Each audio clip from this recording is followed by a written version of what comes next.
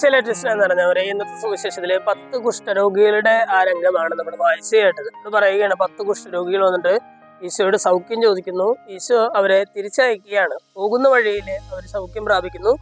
അതില് വിജാതീനായിട്ടുള്ള ഒരാൾ മാത്രം തിരിച്ചു വന്ന് ഈശോയോട് നന്ദി പറയുകയാണ്. അല്ലെ, ഈ കുഷ്ഠരോഗികള് നമ്മളെ പഠിപ്പിക്കുന്ന 2 കാര്യങ്ങളുണ്ട്. ഒന്നാമത്തെ കാര്യം എന്താണ്? നിങ്ങൾ പ്രാർത്ഥിക്കണം എന്നുള്ളതാണ്. നമുക്കൊരു ആവശ്യം വരുമ്പോൾ നമ്മൾ ദൈവത്തോട് ചോദിച്ച് നമുക്കുള്ള അനുഗ്രഹം വാങ്ങിക്കണം എന്നുള്ളതാണ് ഒന്നാമത്തെ കാര്യം.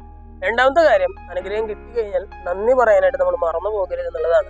ഇതേ കാര്യങ്ങൾ തന്നെയാണ് ഇന്നത്തെ ലേഖനഭാഗത്തില് പൗലോസിലെ തെസലോനിക്കാർക്ക് എഴുതിയ ലേഖനത്തിലൂടെ നമ്മൾ വായിച്ചു കേട്ടത്. പൗലോസിലെ പറയുകയാണ്, എപ്പോഴും സന്തോഷത്തോടെ ഇരിക്കണം, ഇടവിടാതെ പ്രാർത്ഥിക്കണം, എല്ലാ കാര്യങ്ങളിലും നന്ദി പ്രകാശിക്കണം എന്ന് പറയുകയാണ്. അതിനുള്ളൊരു ഉത്തമ ഉദാഹരണമാണ് ഇന്നത്തെ സുവിശേഷത്തിൽ നമ്മൾ വായിച്ചു കേട്ടത്.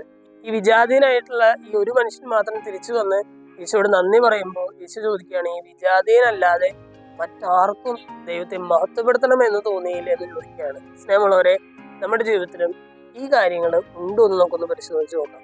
പൗലോസിലെ പറയുന്നത് പോലെ എപ്പോഴും സന്തോഷത്തോടെ ഇരിക്കുന്ന ഒരു ക്യാരക്ടറാണോ നമ്മുടെ? ഇടവിടാതെ പ്രാർത്ഥിക്കുന്ന കൂട്ടത്തിലുള്ളതാണോ നമ്മൾ?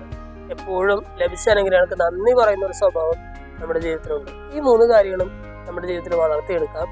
നമ്മളെല്ലാവരെയും സമൃദ്ധമായിട്ട് അനുഗ്രഹിക്കും.